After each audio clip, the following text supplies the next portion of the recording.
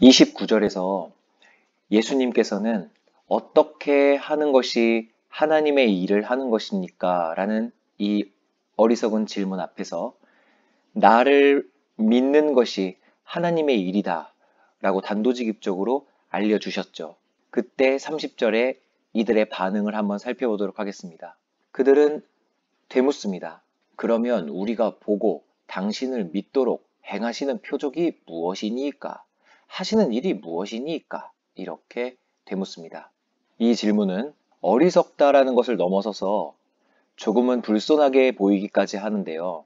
의미가 뭐냐 하면 나를 믿어라 라는 예수 그리스도의 말씀에 이들은 우리가 당신의 뭘 보고 믿습니까?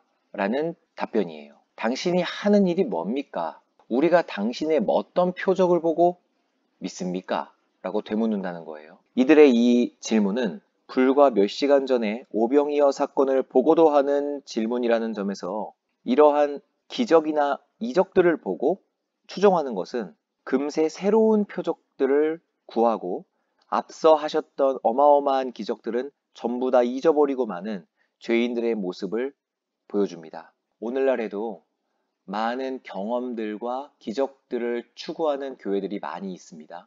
하지만 기적과 이적들을 오늘날에도 추구하는 교회들의 공통점이 뭐냐 하면 늘 새로운 경험들을 원한다는 점이에요. 감정을 추구하는 교회들도 마찬가지이죠. 어제의 예배에서 하나님께서 주시는 따뜻함이라는 감정을 체험을 했다면 오늘의 예배에서도 그 감정을 주셔야 한다는 것이고 그 감정을 주시느냐 주시지 않느냐에 따라서 성공적인 예배, 성공적인 찬양, 또 실패하는 예배와 찬양 이렇게 나눠지게 된다는 것이죠. 이들의 발상도 이와 비슷합니다. 오병이어 사건을 강렬하게 목격한 이들도 역시 예수님께서 나를 믿어라 라는 그 메시지 앞에 이들은 믿을 만한 표적을 달라고 구한다는 것입니다. 31절이요. 이들이 하는 말을 계속 들어보겠습니다. 기록된 바 하늘에서 그들에게 떡을 주어 먹게 하였다 함과 같이 우리 조상들은 광야에서 만나를 먹었습니다. 네, 이렇게요. 이것은 하늘에서 그들에게 떡을 주어 먹게 하였다라는 이 부분이요. 이스라엘 백성들이 출애굽한 당시에 광야 생활을 할 때에 광야에서 먹을 게 어디 있겠습니까? 농사를 지을 수 있었겠습니까? 목축업을 할 수가 있겠습니까? 그래서 하나님께서는 이 광야 생활을 하는 이스라엘 백성에게 하늘에서부터 떡을 내려주셨어요. 그 역사적인 배경을 예수님에게 설명해주고 있는 겁니다. 그럼 설명해주고 있는 이유가 뭘까요? 우리 조상들은 광야에서 이 만나를 40년간 먹었다는 것입니다. 우리 조상들은 맨날 40년간이나 만나를 배불리 먹었습니다. 근데 예수 당신은 오병이어라는 그 기적을 보여주긴 했지만 그거 단회적인 사건 아닙니까? 딱 한 번 표적 보여주고 우리한테 믿으라는 겁니까? 이거 너무 요구가 과하시네. 우리 조상들은 40년간이나 먹었는걸요. 그러니 표적이 더 필요합니다. 요 정도의 능력으로는 우린 당신을 믿을 수 없어요. 이런 맥락의 30, 31절이라는 것이죠. 바로 단회적인 오병이어를 무시하고 모세와 예수를 비교하면서 그리고 더 큰 표적을 요구하고 있는 이 죄성이 보여지고 있는 장면이고요. 32절에서 예수님께서는 이렇게 답변해 주십니다. 내가 진실로 진실로 너희에게 이르노니 모세가 너희에게 하늘로부터 떡을 준 것이 아니라 이 부분은요. 이 아니라 라는 서술어가 적용되어지는 주어가 이 모세입니다. 떡이 아니라가 아니라요. 모세가 아니라 라는 뜻이에요. 그래서 하늘로부터 떡을 준 것은 모세가 너희에게 준 것이 아니라 라는 의미입니다. 이들의 마음속을 모두 다 알고 계셨던 예수님께서는 이들의 30절, 31절의 이 질문에서 자기를 모세와 비교함으로써 모세가 나보다 더 위대한 자라는 것으로 인식하고 있구나라는 걸 예수님께서는 알고 계셨던 거예요. 그래서 이거를 물어보는 이 유대인들에게 모세와 나를 비교하고 있구나. 모세가 너희에게 떡을 준 게 아니야. 내 아버지께서 주셨던 거야. 이렇게 말씀하고 계시는 거예요. 그런데 그 내 아버지께서 너희에게 하늘로부터 참떡을 주시나니. 자, 여기서 이젠 만나, 즉 떡이 아니라 참떡이라는 말이 나오는데요. 모세하고 예수님을 이 유대인들은 대조를 시켰죠. 그래서 모세가 예수보다 더 위대하다라고 판단을 했었습니다. 그 이유가 뭐죠? 모세는 40년간이나 떡을 내려줬는데 예수 당시는 오병이어 딱 한 번 우리들에게 떡을 주지 않았냐. 그래서 횟수로 비교를 함으로써 모세가 예수보다 더 위대하다라고 판단을 하고 있었다는 거예요. 그런데 예수님께서는 모세가 너희에게 떡을 준 것이 아니야 라고 설명을 해주시면서 하나님께서 너희에게 떡을 주신 것이지 라고 설명을 해주시는 거죠. 이때 유대인들은 그렇지, 하나님께서 우리에게 떡을 주신 거지, 이렇게 인정할 수밖에 없겠죠. 그 생각을 예수님께서는 활용하셔서 모세가 주었던 만나, 그리고 하나님께서 직접 하늘로부터 내려주시는 참떡, 이것을 대조시킨다는 것입니다. 그럼 만나보다 참떡이 더 위대한 이유가 무엇일까요? 바로 33절에서 나오는 이 참떡은 생명을 주는 떡이기 때문이에요. 그래서 우리들에게 주는 유익이 완전히 본질적으로 다른 떡이라고 말씀하시는 거죠. 이 만나는 그저 저들의 조상들에게 40년간이나 내렸지만 그저 죽지 않을 만한 양분을 주는 정도에서 끝났어요. 그것도 영적인 양분이 아니라 육적인 양분을 제공하는 차원에서 끝난 것이죠. 하지만 하나님께서 직접 내려주시는 이 진짜 떡인 이 참떡은요, 영원한 생명을 주는 것이라고 예수님께서는 말씀을 해주시고 계십니다. 그래서 예수님께서는 이 만나와 참떡을 대조하시면서 49절에 너희 조상들은 광야에서 40년간이나 만나를 먹었어도 결국엔 죽지 않았냐. 하지만 하늘에서 내려오는 이 참떡은 사람으로 하여금 먹고 죽지 아니하게 하는 것. 그래서 이 생명을 주는 것이라고 설명을 계속해 주시고 계시는 것입니다. 그래서 우리가 지금 살펴보고 있는 이 6장 32절부터 이 59절까지 계속해서 예수님께서는 본인을 하나님 아버지께서 너희들에게 내려주시는, 세상에 내려주시는 참떡이다 라고 설명을 해주시는 부분이라는 것이죠. 그리고 이 참이라는 수식어가 붙은 단어를 우리는 요한복음 1장에서 본 적이 있습니다. 바로 참빛이라는 부분이었습니다. 요한복음 1장 9절, 참빛, 곧 세상에 와서 각 사람에게 비추는 빛이 있었나니, 이렇게요. 그럼 그때 참빛에 대해서 우리는 어떻게 배웠었죠? 본질적인이라는 의미를 가지고 있었죠.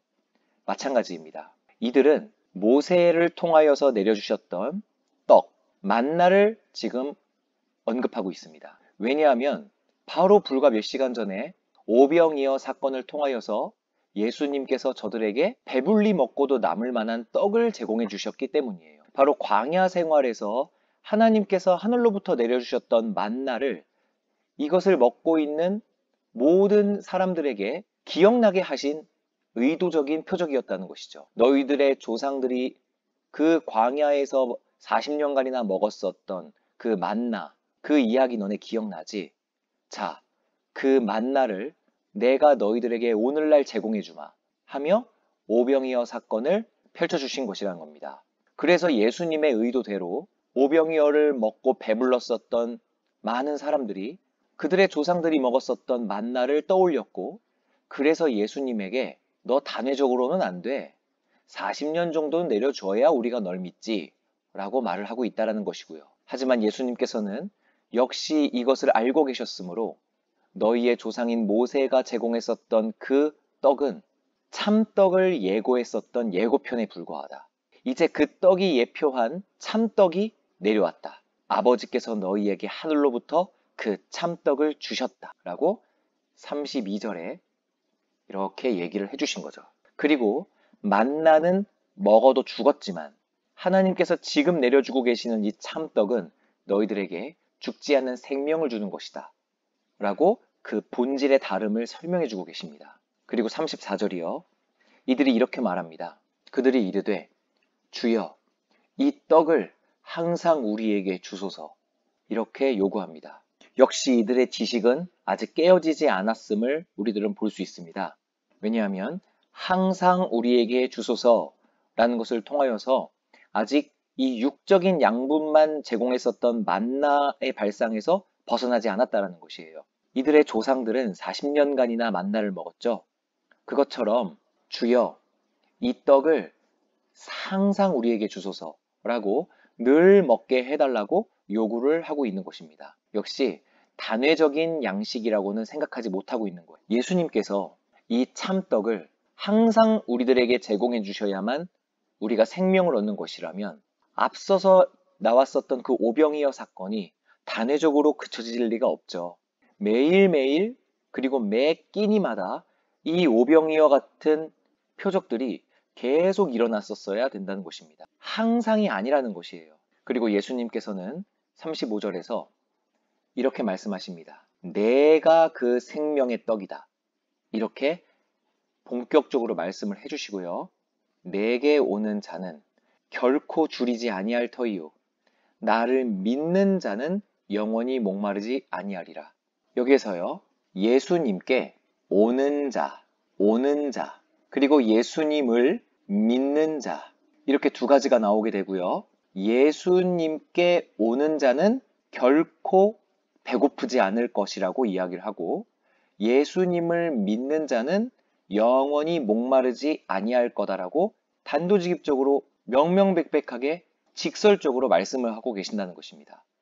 이 말은 뭘까요? 주여, 이 떡을 우리에게 주소서라고 말한 이 유대인들에게 예수님께서는 나에게 와라, 나를 믿어라 라고 직설적으로 요구하고 계신다는 거예요. 근데 바로 36절에 씁쓸하게 말씀하시는 장면이 나옵니다. 나는 이렇게 너희들에게 직설적으로 이야기를 하지만 그러나 내가 너희에게 말했었지 너희는 나를 보고도 믿지 않는다고 말이야. 이렇게요. 여기에서 우리들은 새로운 사실을 또 알게 되는데요. 지금 이 예수님과 대화를 나누고 있는 이 유대인 있지 않습니까? 한두 명이 아닌 것 같은데요. 왜냐하면은 나라고 하지 않고 우리라는 복수형을 취하고 있으니까요. 그런데 이 한두 명이 아닌 것 같은 이 유대인들이 예수님과 처음 대화를 하고 있는 사람들이 아니라는 것입니다. 여기에서 36절에서 내가 너희에게 이른 적이 있지. 너희는 나를 보고도 믿지 아니하는도다 라고 한 말이야. 이렇게요. 그러면은 너희는 나를 보고도 믿지 아니하는도다 라고 언제 말씀을 하셨었죠? 요한복음 5장에서 우리들은 이 이야기를 하셨다는 것을 본 적이 있습니다. 38년이나 된 병자를 예수님께서 안식일에 고치시고 그 안식일에 그 병자를 고쳤다라는 이유 하나만으로 유대인들 중에서도 유대 지도자들이 예수님에게 가서 따졌었던 그 장면이요. 그때 예수님께서는 자신이 하나님과 동등한 자다라는 그 메시지와 그리고 나를 믿게 하는 수많은 증언들이 있다라는 것으로 이들을 설득했었습니다. 하지만 이들은 예수님을 듣고도 보고도 믿지 아니하였죠. 요한복음 5장 37, 38절이요. 나를 보내신 아버지께서 친히 나를 위하여 증언하셨느니라. 너희는 아무 때에도 그 음성을 듣지 못하였고 그 형상을 보지 못하였으며 그 말씀이 너희 속에 거하지 아니하니 이는 그가 보내신 이를 믿지 아니함이니라. 이렇게요. 그리고 40절에는요. 너희가 영생을 얻기 위하여 내게 오기를 원하지 아니하는도다 라고 그들의 마음 상태까지 들춰내셨었고요. 그리고 46절에서 모세를 믿었더라면 또 나를 믿었으리니 이는 그가 내게 대하여 기록하였음이라. 그러나 그의 글도 믿지 아니하는데 어찌 내 말을 믿겠느냐 이렇게 말씀을 하셨었죠. 그래서 36절에서 내가 예전에 너희한테도 말했었잖아. 너희는 나를 보고도 믿지 않는다고. 그런데 지금 이 오병이어 표적을 보고 쫓아온 너희들이 여전히 나를 보고도 믿지 않는구나 라고 말씀을 하신다는 거죠. 변하지 않았다는 것입니다. 수많은 표적을 목격하고 또 예사롭지 않는 예수 그리스도의 설교를 직접 들었음에도 불구하고 이들은 예수님을 그리스도로 믿지 않아요.